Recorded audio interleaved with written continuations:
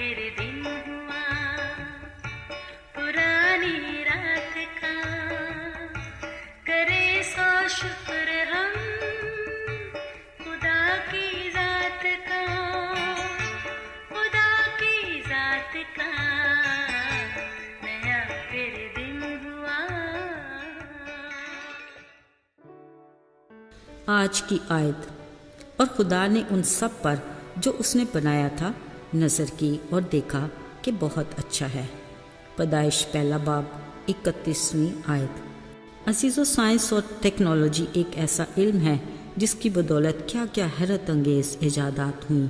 वो सब इंसानी दिमाग की इख्तरा हैं जिनको जब बज़ाते खुद इंसान ही देखता है तो हैरान रह जाता है। जब सोचते हैं तो कोई और भी ऐसा काम तो नहीं रह गया जिसमें इंसान को मेहनत मशक्क़त करनी पड़े और खून पसीने की कमाई खानी पड़े। बस एक बटन दबाएं और इंसान की ही बनाई मशीनों के कारनामे देखते जाएं। लेकिन जो असल में सोचने की बात है वो ये है कि जो इंसानी दिमाग ये सब कुछ ईजाद कर रहा है उसका खालिक कौन है। बिलाशुबा इंसानी जिस्म खुद एक हैरत अंगेज़ मशीन है जिसका कोई सानी नहीं, तो फिर ऐसी मशीन को ईजाद करने वाला खुद कितना लासानी होगा। याद रहे, इंसान अपनी दिमागी सलाहियतों को बरूए कार ला कर हाँ कितना ही बुलंदी पर न जा पहुँचे, अपने खालिक खुदा के सामने अपनी ज़ात में खाक और राख है। अजीज़ो, बिलाशुबा साइंस किसी भी चीज़ को तख्लीक नहीं करती, बल्कि हज़ारों साल पहले तख्लीक की हुई कायनात की चीज़ों को फ़कत दरियाफ्त करने की जुस्तजू में ज़रूर रहती है। मगर शुक्र उस खुदा का जिसका पाक कलाम हमें वाज़े तौर पर आगाह करता है इस वसी कायनात को तख्लीक करने वाला कौन है और हर चीज़ का वजूद कैसे मुमकिन हुआ। अजीज़ो, क्या हम खुद से सोच सकते हैं कि इब्तिदा में हमारी ज़मीन की असल हालत क्या थी? चारों तरफ पानी ही पानी, अंधेरा और वीरानी। लेकिन अब जब हम खुदा के जलाली कायनात को देखते हैं तो बिलाशुबा हम फितरत के इस मोज़े पर हैरत ज़दा होते हैं। एक पत्थर के नीचे छुपे छोटे से कीड़े से लेकर बड़े सितारों तक, सख्त चट्टानों से फूटते कतरा कतरा चश्मों से लेकर बुलंद बाला पहाड़ों तक और न जाने क्या क्या। कलाम मुक़द्दस के मुताबिक ये सब कुछ खालिक के हुक्म पर वजूद में आया जिसको उसने देखा और कहा अच्छा है। अजीज़ो, अगर हम कायनात की हर शय का बगौर मुशाहिदा करें तो कुछ भी ऐसा नहीं जिसमें बनी नौ इंसान के लिए बेहतरी और भलाई नहीं। जब पानियों को यकजा करके दरिया और समुद्र बनाए गए तो पानी ही को हुक्म दिया कि अपने अंदर बकसरत मखलूक पैदा करो। खुश्क ज़मीन को कहा अपनी अपनी जिन्स के मुताबिक फल सब्जियां और बेल बूटे पैदा करो। फिर ऐसा ही हुआ। खामोश फ़ज़ाओं को खूबसूरत परिंदों और उनकी दिलकश आवाज़ों से रौनक बख्शी। जंगल में तरह तरह के जानवर अपनी जिन्स के मुताबिक नमूदार हुए और अपनी फितरत के मुताबिक रहने लगे। फिर फलक पर सूरज, चाँद, सितारे खालिक खुदा के हुक्म से मुकर्रर वक्त पर नमूदार होने लगे। यूं सुबह और शाम के सिलसिले शुरू हुए।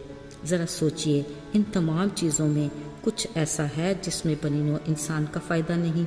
इसीलिए तो खालिक खुदा ने कहा कि सब अच्छा है।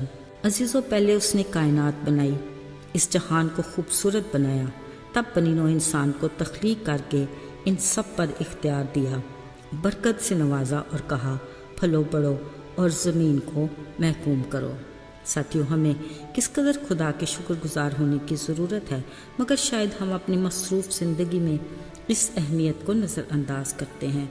होना तो ये चाहिए कि हर दिन कम अज़ कम एक वक्त ऐसा ज़रूर मुकर्रर करें कि अपने आसपास कुदरत के अजीम शाहकारों को देखकर खुशी मनाया करें और इनकी तख्लीक करने वाले का शुक्रिया अदा किया करें और आसमान और ज़मीन के जाओ जलाल वाले रब की अज़मत पर गौर किया करें।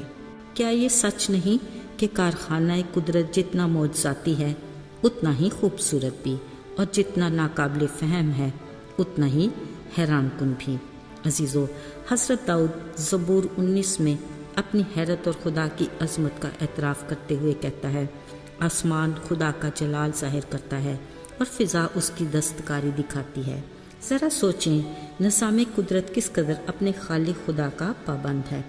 قدرت کا ہر رنگ ڈھنگ اور ہر بدلتا موسم تعریف و ستائش کے قابل ہے۔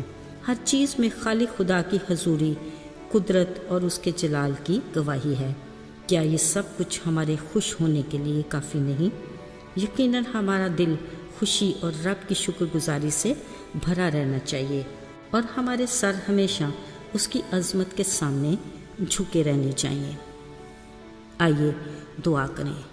پیارے خداوند، تو نے ہمارے لیے اس خوبصورت کائنات کو تخلیق کیا۔ ہم محدود عقل رکھنے والے انسان کے لیے تیری عظمت اور جلال کو سمجھنا ناممکن ہے۔ ہمیں توفیق عطا کر کہ ہم تیری قدرت کو دیکھ کر تجھے مکمل طور پر سمجھ سکیں۔ بے شک تو کس قدر عظیم خدا ہے۔ یسوع کے نام میں تجھ سے مانگتے ہیں، آمین۔